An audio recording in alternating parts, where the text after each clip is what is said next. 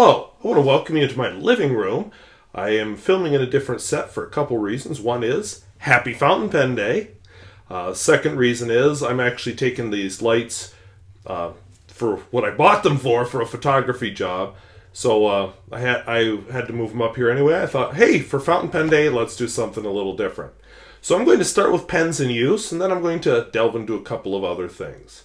So because I'm not in my regular set, I have my pens in use in their pen case, just laying on the table that's usually where I keep my laptop in the living room. It's just a TV tray, kind of like the ones you saw downstairs. So these are my pens in use. And from, I hope, right to left, I'm still working on that part. I have my Lamy Dialog 3, Aurora DuoCart, Platinum 3776 with a koi finish, a Senator of mysterious name, Pond 52, very complicated name, Aihao, and I may be mispronouncing that. A Baoer, I think 301, Kaigelu 316, a Lamy 2000, Olmas Ogiva, another Lamy 2000, and a Pelikan MK10. As always, I am recording this, or writing this, I apologize, in this Bomo art journal, which I purchased from a Hungarian dealer. The internet is a beautiful thing. So today is November the 3rd.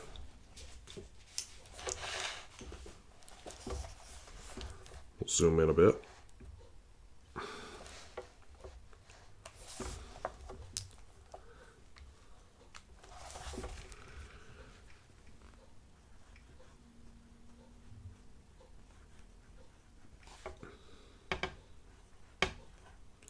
So I'm starting out with my Lamy Dialog 3.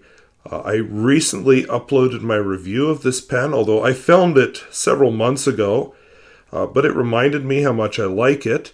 So of course I had to ink it up again. This is an oblique medium nib, and the ink in it is Noodler's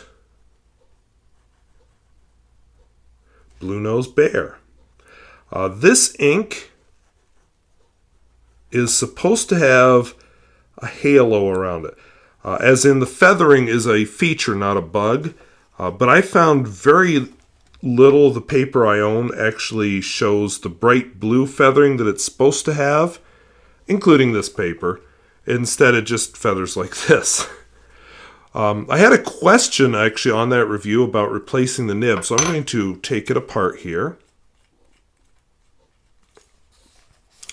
The nib itself is just like, say, a Lamy Safari, except gold, of course, and should just slip right off. So I guess you could take your favorite nib from a Lamy Safari if you want to. Very nice pen, a little heavy. I always feel a little in danger when I use it that I might damage it, but darn, I like it. And I got it on quite a tremendous discount because doggone it, at full price, I won't pay for this thing. Next pen is my Aurora DuoCart. Another pen I really like. This is reminding me that I need to ink up a vintage, vintage Aurora 88 because I love the vintage Aurora 88. The ink, they're all the DuoCarts are medium nibs. The ink in it is Iroshizuku Yama-budo, which I think means wild grapes.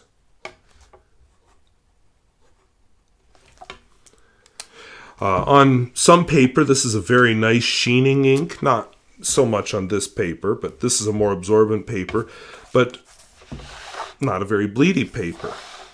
So there is that. Actually a very nice paper. So this is an attractive pen. Simple. At the time, this was a pen made for ordinary people. Very nice. One of the first that had a dual cartridge system. And of course, this one people request if I don't use it. This is my Platinum 3776 with the koi finish. Koi as in goldfish. No, not goldfish. Sorry, koi is a different kind of fish. I got corrected on that. Didn't know.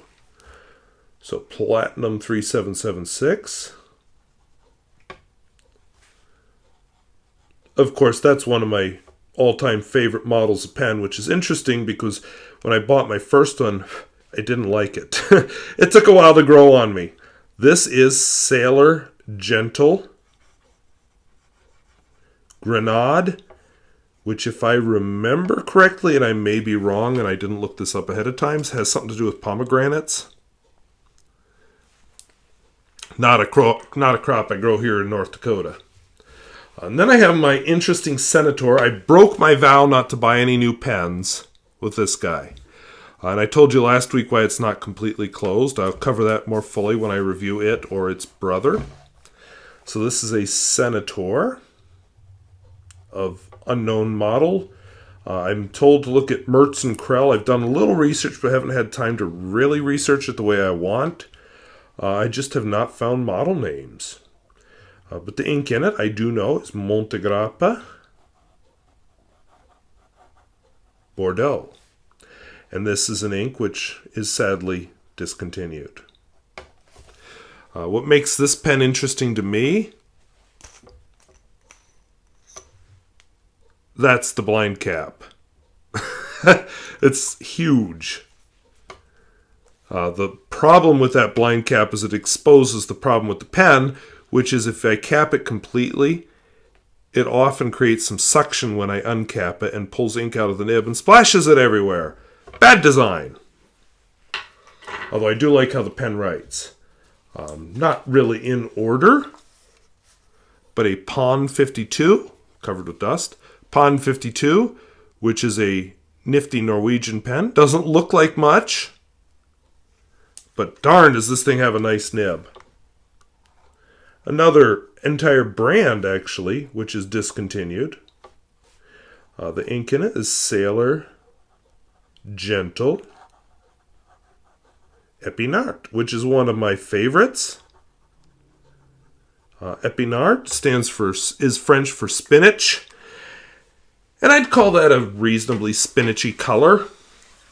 I may have mentioned before that this is uncomfortable. I may have mentioned before that I'm on a pen buying hiatus, and other than that Senator you just saw, I've been reasonably a good boy. I will say over the summer, before I went on this pen buying hiatus, I got interested in some of the lower cost pens, so I started looking at some of the more obscure ones. I saw this one on JPL's channel and was very interested. This is look at it right side up here, an Aihao, and I may be mispronouncing that. It is not a disposable pen, but it is it's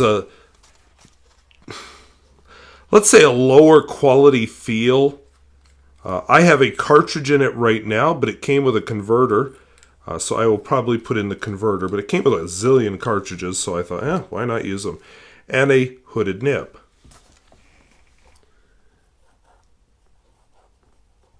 And let's see if I wrote down the number for this pen. I may not have. No, I did not. So Aihao, let's say 20253. And I will just say, because I don't know the ink, that this is the included cartridges. Obviously a black. I think they included a blue, but interestingly the black, when it said color, was on a purple background, so your guess is as good as mine. This is another cheap pen I purchased over the summer. This is a Baoer. I gotta look here. 801. And when you may be sort of thinking, I've seen that before. Yeah, you have. This is, no joke, a knockoff of a Parker Vector. But I will say, the Parker Vector has a nasty little step up here. This does not. This writes very nicely.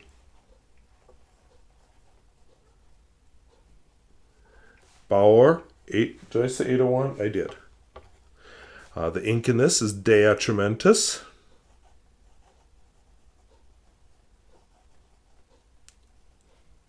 Cucumber. which, fun fact, is a scented ink.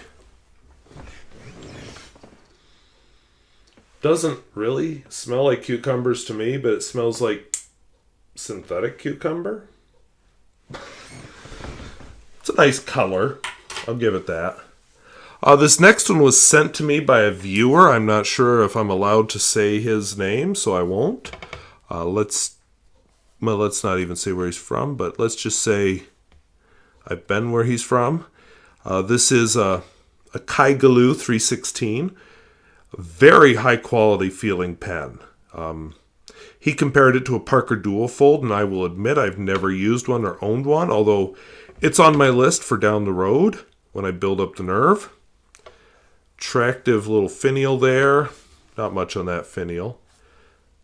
But what he did is he put a Knox nib in it. Now right at this exact moment I can't remember what size, so I will just start writing and hopefully recognize it. I was hoping it would say on the side, but it doesn't. So this is a Kaigelu. When I review this pen, which I think I'm going to do very soon,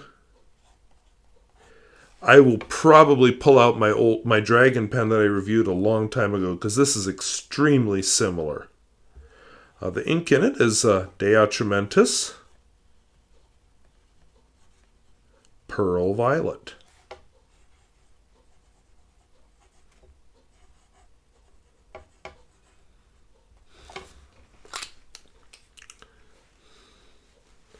A very quality feeling pen.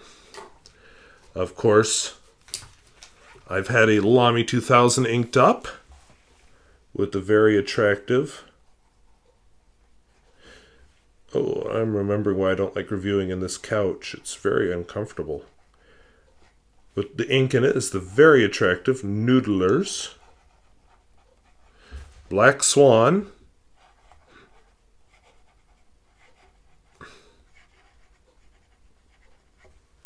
In Australian Rose. Another one of my all-time favorite inks.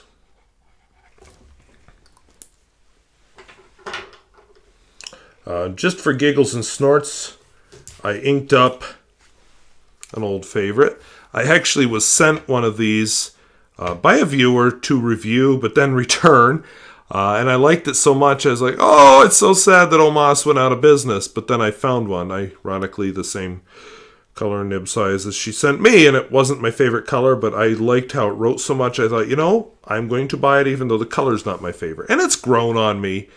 Part of its acceptance, I think. But this is an Olmas Ogiva. I have a medium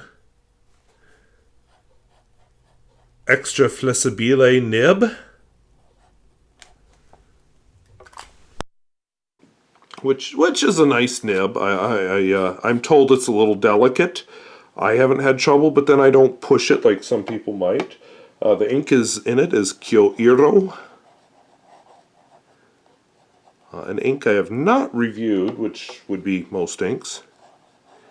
I don't know if it's Gion's or Gion's. Cobblestones. Which is actually a very attractive color. And you would have no idea it would be this attractive color if you looked at the box. Slightly out of order. Well, no, not out of order. Just not pulling it from my pocket this time is my Lamy 2000. That's my everyday carry pen. I ink this up so often I don't even think about it. So this is a Lamy 2000 with a fine nib.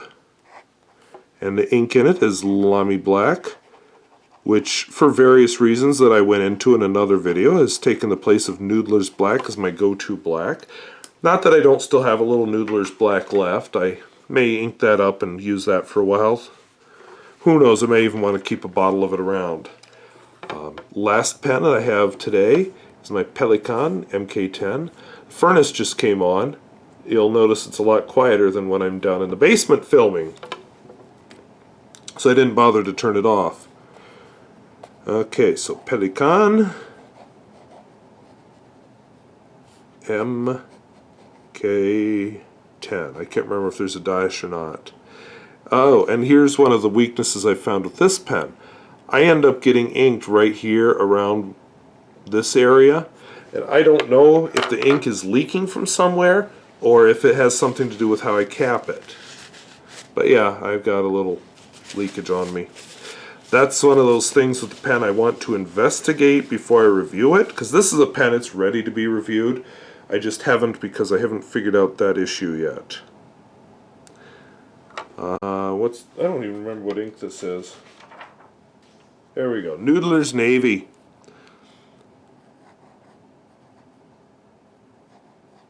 Which is an attractive blue.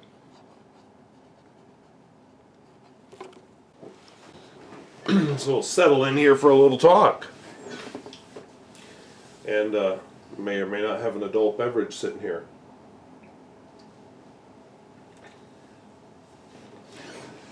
So I don't spend my time in the basement sitting in front of a green screen doing pen videos. If I'm sitting down in the house, this is probably my favorite corner. The other one is one spot over. I just kind of alternate back and forth, but since I bought this light, I've gotten so I like this corner. The light it replaced had a flopping problem where it would basically just, there was a piece broken, it would just go boop, and so it would kind of light over here. But I really like this light. It's a Tron, I don't remember the model, but it's, you know, you can make it brighter or dimmer or off. You can change the quality of the light if you're into that kind of thing, from, you know, a golden incandescent light, which it is now. Not that you can tell because I have the big light on, to a whitish, to a bluish. You know, there's a couple different settings. I mostly use this except for a few applications. I'll dim it if I'm, depending on what I'm doing, or I may have it bright depending on what I'm doing. So anyway, I often am up here. Now, if I'm writing, I don't write on this horrible TV tray. That's great for setting the laptop on, not so great for writing on. So I have, make sure it's showing up, a lap desk. Now this has definitely seen better days. I mean, it's broken, the hinge no longer screws into the lid and all of that. I really need to fix it with some glue or whatnot. But it's adequate for my purposes this way, and it just kind of fits between the couch, that end of this couch, and the end table, which is a file cabinet. So that works very well for writing. I'll set this down. As you may have gleaned, you've got a small view of this end table. This end table is actually, if you've ever been in like a Walmart or a Shopko is where I bought these. Or actually, half of these were Shopko, half of these were Ace Hardware. Sorry, screensaver came on. Anyway, I bought them at the combination of stores. These are plastic storage bins, and I put a tablecloth over them. So there's various stuff in them. You know, it's stuff I don't use very often. It makes an easy way to hide it, and the tablecloth makes it look reasonably classy. I mean, in a house like this, nothing looks classy or good. There are old houses which are like, whoa. And then there's old houses like how most people lived, which is this one. This is not a fancy old house. It is a plain, ordinary, not wealthy person's old house. So it doesn't have all the cool details of an old house. It has a lot of the problems of an old house, though. Let's see, what else is here? I have a cup here. You may notice there are a lot of number 2 pencils. These 3 that I just grabbed happen to not be sharpened. But if I'm not writing with a fountain pen, a number 2 wood pencil is about my favorite. Haven't quite settled on a particular brand I like. It used to be Dixon Ticonderoga, but they got kind of then I went through a period of, I was buying these Staedtler. Let's see, try and grab what here. The scissors are getting between my fingers. I was grabbing these Staedtler. Here, I'll put it under the camera. These Staedtler, very Staedtler Rally, very sharp looking pen. This is actually paint from when I painted the house. I suspect I was using this pencil to mark up trim, and I broke off the tip sometime recently. Okay, but anyway, nice looking pen, very attractive. I've been trying out some other brands. This is a Mitsubishi, bought from Jet Pens. Actually a very nice pencil.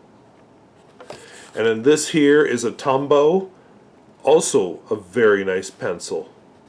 And I like the stapler too, except the stapler, I ran into one box that was bad. I think somebody dropped it and all the lead got broken inside the pencil.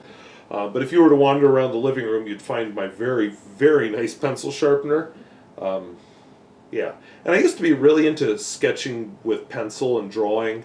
I liked to draw. I'll have to show you my art maybe sometime. I used to like to draw characters from the books I write. Because, yeah, that's a lot of what I write sitting here. That, letters. There's a mess over here that you can just barely see the top of. It's kind of related to letters and a few other things I'm working on. Let's see, yeah, I guess that's all letters over there for the most part. My novels, I'm editing a novel right now. It's slow going, and I figure with a first novel that makes sense. With a first novel, you need to take some time, learn your craft. And when I say first novel, it's the first one that I've written that I've really felt good about.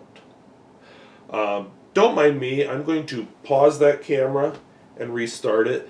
There's limitations to their sensors. They start to overheat, so I'm going to pause it. Yeah. So anyway, I guess before this one, I'd written about 10 novels overall. Now starting, I wrote some that weren't so whatever. But I'd say I started writing my first serious one in 8th grade. It was kind of based on a plague, and then a few others since then. That was when I started writing in what is my current universe. Before that, I'd done Doctor Who knockoffs. I called mine the Time Traveler. I did, believe it or not, Scooby-Doo knockoffs, except there was no Scooby-Doo because I found him annoying. I actually liked the Ghosts because I'd watched this cartoon in 3rd grade called The 13 Ghosts of Scooby-Doo, so I did some version of that. I liked some of the Ghosts, so they were one of the good guys. I had a Star Trek knockoff. I wrote a couple of novels that were the Star Trek knockoffs. But, you know, I created my own universe. And what that really did for me, that means from a young age I was interested in fountain pens. And I said this is going to be a fountain pen day video. So I'm leaning over here because I brought a portion of my pens. Some are out for cleaning, some are just out in use and whatnot. But the pen worth noting here, the computer that's running the microphone doesn't hear the microphone if the screensaver comes on, is a Parker Vector. Now this is not the Parker Vector I bought because I lost that one during a move, but it's the same color and same basic design. So when I was a kid, I was into writing, and I was writing with ballpoints. I didn't really like writing with a pencil back then because it was too much like school. But ballpoints I was writing with. I liked markers, fancy colored markers, felt tips that you could get back then. Gels weren't really a thing. I hadn't run into a rollerball yet, but I liked writing with all that. And we got as a piece of junk mail a fountain pen catalog. Now, nowadays, I wonder if it wasn't Fountain Pen Hospital. I don't know. It's been too long. I was young then. I would have been 9 or 10. But I was fascinated by them, and I knew I couldn't pay for them. So I looked through the catalog. There was some kind of a Schaefer that I could afford, and then there was also a Parker. And that arrow on the clip on the Parker Vector, really caught my eye. Now, I wanted a Parker Duofold. I still do, but I haven't bought one yet. But anyway, I could afford a Parker Vector. So I was living in Halifax, Pennsylvania at that time, if you care. And our nearest city, of course, was Harrisburg, Pennsylvania. So down in the Colonial Park Mall, there was a store, I think it was called the News Center. I don't know if it's there anymore. I have not been back to that mall in, I don't know, probably 25 years. But at the time, it had a yellow linoleum floor. I remember that. It had black and white stripes up and down it. A lot of magazines, a lot of stationery, not very many books, some party supplies.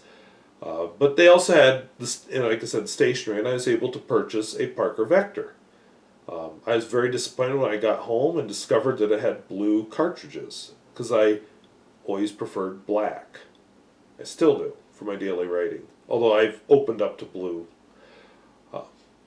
So I didn't like that. I immediately, the next trip back, I bought black cartridges. I really wanted to be able to fill it from an inkwell, but that was out of my budget then. So it was probably like 8th grade or 9th grade, somewhere in that neighborhood. I finally was able to buy a converter for it. You know, this is pre-internet. Remember, in the 1980s, internet was not a thing.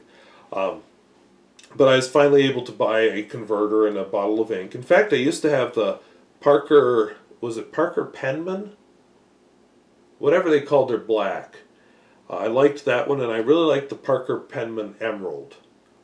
I don't remember what the black was called. Maybe Onyx? That sounds right, but I might be confusing that with Pelikan.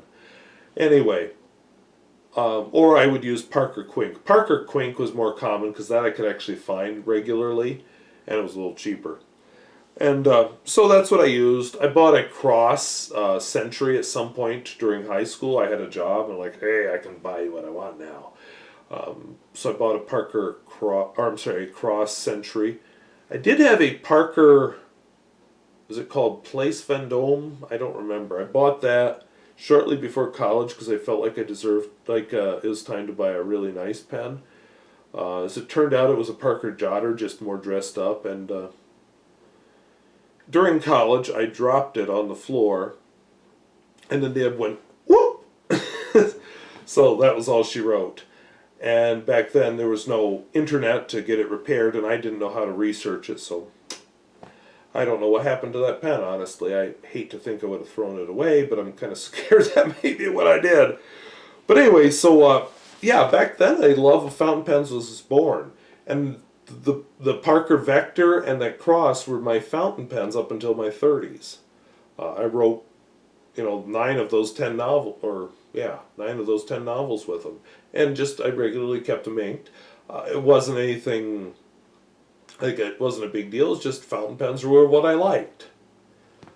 And then I remembered, somewhere in my mid-30s, I remembered, oh yeah, you used to want a piston filling pen. So I decided, you've got money now. Why not look on the internet, find out if there is one that's within your range? And there was. Noodlers.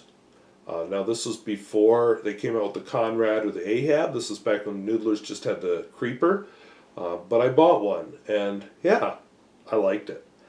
That pen has since been given away because I found pens I like much better. But I bought way too many Noodler's Nib Creepers, and then I started broadening my horizons, and I turned into the crazy animal I am today, where I have all these, plus the ones laying over here, the ones I showed you, the ones waiting to be cleaned, and then I have my vintage case, which is upside down, with, again, some of these are out to be cleaned, and I tried really hard not to fill these cases, because I always want to be able to add some more pens. And I don't know, if you have too many, you can't really enjoy them. I'm to that point with ink. So I keep giving them away. A few pen pals have gotten them. I actually, in celebration of Fountain Pen Day, I'm going to give, my older students are going to get some nice pens. Not like Omas Ogiva nice, but, maybe Lamy Safari nice. That I've just decided I'm not interested in anymore. I might even give them a bottle of ink to help solve that problem. The other thing, I had planned tomorrow to give away a bunch of Jinhao 992s to my younger students. I was going to ink them all with with Pilot Black, but unfortunately, I have the rest of those are currently sitting in Minnesota somewhere, in a town. I want to say Osseo, but I might be wrong. It wasn't a town I knew real well. But anyway, the important thing is they're not here, so I'm going to just postpone that until next week sometime. Kind of like the lab I planned to do this week with my 8th graders when the parts I needed were sitting in. Where were they sitting? Somewhere in Illinois, anyway. That was that's great when it was supposed to be here this week and it wasn't, so I had to come up with a new Latin for them. But anyway, that's what I'm going to give them. And I actually had a very generous donation. I'm not going to get too specific, but a gentleman whose first name is Jerry, because he did say I could use his name. Jerry donated a bunch of Jinhao 992s. He's also the one that gave me the 2 eyedroppers that I demonstrated that were sealed with glue. And so I'll be giving, not the eyedroppers, do not give eyedroppers to kids. I will be giving those Jinhao 992s away. And then I have some of my own, and they're pretty cheap to give away. So, yeah, kind of a fun thing. I don't do Christmas or any of that. So, yeah, that'll work. Fountain pen day. Encourage them to write. I did a game with the 8th graders, and I guess it's been a month now. And I just said, oh yeah, there's going to be great prizes at the end of this. And I'm like, oh yeah, it's the end of this. Now what? So I had some disposable fountain pens in my drawer. I forget what brand. Something like a Pilot Varsity, but it was an off-brand. I've reviewed them. I just don't remember what they were called. Anyway, gave them away. And yeah, some of those 8th graders are still using them. And then I had one girl say, can this be refilled? And I'm like, uh-oh, not without a pair of pliers and some luck. So, so I'm trying to spread the joy. Other fountain pen reviewers are doing giveaways on their channel or whatnot. I enjoy our interaction here on the channel, but I know the kids personally, so sorry, kids win over you guys. So that's what I'm doing in celebration of Fountain Pen Day. I have been thinking about a fountain pen giveaway. I was going to do one for 1,000 views on this channel, but then right about when that started to happen, school was starting. I was just like, oh yeah, not a good time. And I've been a little nervous about the legality of how you set up a giveaway without getting in trouble with the law. So yeah, I'd still like to do a giveaway on here. So I'm thinking about it. I'd like to find some way to do it that's not just random drawing, but I've got to figure that all out. I'm going to mention 2 other things here real quick. This has been kind of a rambly fountain pen day, hasn't it? This little fella was made by my mother back, do I admit this, over 20 years ago. I had him holding up a pen. I was trying out a title screen. Somebody, actually it was Jerry, suggested that I do some branding and have like a specific title screen every time that's a unique look for me. And this was one I thought of. He doesn't do well with green screen, so I'm gonna if I use him, he'd have to be against something else. And somebody else remarked, hey, you can't tell it's a squirrel. I guess if I turn him so you see his bushy tail. Now you might be saying, why does he have a red stocking cap and a red scarf? There is a very good reason. This goes back to why I'm called Watsky Squirrel. And this may answer a question for some students who've asked this too, if any of them actually watch this stuff. When I was in college, I was taking a class called Classical Mechanics because I was a physics major. I'll set him down because he's going to get seasick if I keep waving him around. Classical Mechanics. And I was sitting with well, let's just say someone I liked. And to make her laugh, we had a problem we were working on, because she was a physics major too, that involved a skier going downhill and involved the energy transforms as he goes down the hill. And I think there was a jump at the end or something. But anyway, to make her laugh, I drew a squirrel with a stocking cap and scarf and ski poles and everything, instead of just your traditional box that most physics people would draw. And one of my other friends saw it and said, hey, Watsky the squirrel. Which my last name is Polish, and Watsky is a small part of my last name. So anyway, that was where he was born, and I've been drawing that cartoon character ever since. There was a time I thought about doing a series of children's physics books that were all starring Watsky the squirrel, but that art and creativity and how do you put this on a child's level that's actually interesting all kind of failed me. So the only thing I can think of is if I ever did that, it would have to be kind of adult jokey type stuff that has a childish appearance and yet it's actually for adults. So yeah, who knows if that'll ever get off the ground. Plus I haven't really done much drawing lately. I liked drawing. I liked drawing well, the characters in my novels. Just checking the time on the card here. I liked drawing the characters in my novels and the places and the technology and so on. It didn't always come out the way it was in my head, for one thing. And for another, I'd spend a lot of time doing that. Really, my passion was for the writing.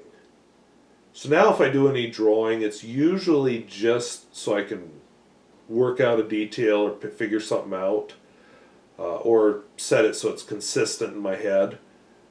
My big passion, visual-wise, has come to be photography. Someday I may have to show you around the living room and show you some of my photography, but I enjoy doing photography. During the school year, I do a lot of sports photography. This weekend, well, okay, Friday night, we'll be playing a regional girls volleyball playoff thingy, and I'll be photographing that for the paper. Saturday, we'll have girls and boys junior high basketball in the morning, and I'm going to skip that because I've got too many things this weekend. Saturday evening, I'll be photographing at a dance. That's why the lights are up here, so I can break them down, take them to where the dance is. And then Sunday, I have, well, a thing in the morning that I have to go to. And then in the evening, the school play, so I have to photograph that. And then by the way, Sunday is my birthday, so not really getting a birthday celebration out of this weekend. Don't know when I will, but someday maybe. And 42 if you care. But anyway, photography, I really enjoy the challenge of sports photography. I'm learning to do landscape photography. I'm not as good at it, but I'm learning. And then doing video has been an interesting challenge to add to that also. My video on the Fairview Lift Bridge and those driving videos, those are fun because I get to explore concepts and topics that, who would I talk to about them? So I put them on this channel. And I know those aren't videos that people watch a lot of, but I enjoy them because I just enjoy the research. That the whole series I did about changing somebody's mind was such a great experience for me because I really learned a lot about why don't people listen to reason? Why don't I sometimes listen to reason? Because then I started seeing that about myself too. And just very eye-opening. Right now, it's been delayed because I've had a lot going on at school lately and just not a lot of free time. I'm going to be sorry I filmed this long of a video tomorrow too.